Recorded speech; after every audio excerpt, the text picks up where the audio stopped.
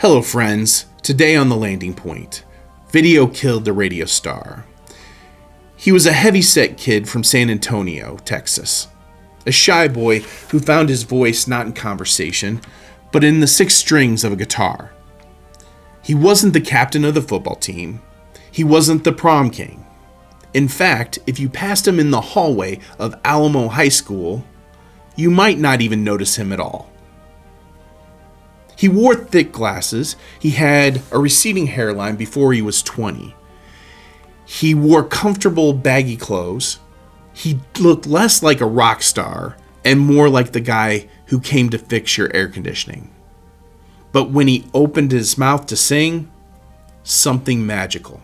A voice, pure, crystal, soaring. A voice that sounded like it was floating on a breeze over a calm sea. By 1980, that voice was everywhere. You couldn't turn on the radio without hearing his anthem of serenity in the ocean. It was smooth.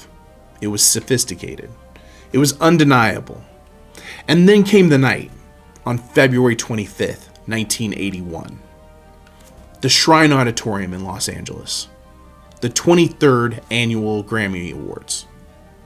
That night, the heavy-set kid from Texas did the impossible. He didn't just win, he swept the board. He beat Frank Sinatra. He beat Barbra Streisand.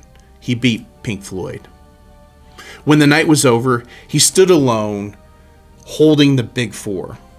Recording of the Year, Album of the Year, Song of the Year, and Best New Artist. It was a feat never accomplished before. A grand slam of music that even the Beatles never achieved in a single night. He was, in that moment, the biggest star in the world. But fate, it is a fickle manager. A new invention flickering on TVs came across America.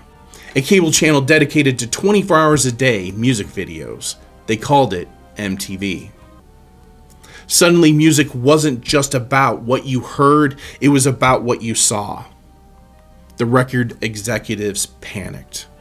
They looked at their golden boy, the man with the angel voice and the plumber build. They refused to put him on his own videos. They hired actors to lip sync the words. They tried to hide the man behind the curtain. But the secret got out. The public, obsessed with the chiseled jaw of the new video era, couldn't reconcile beautiful sound with the ordinary looking man singing it. The very visual revolution that launched 1,000 careers sank his.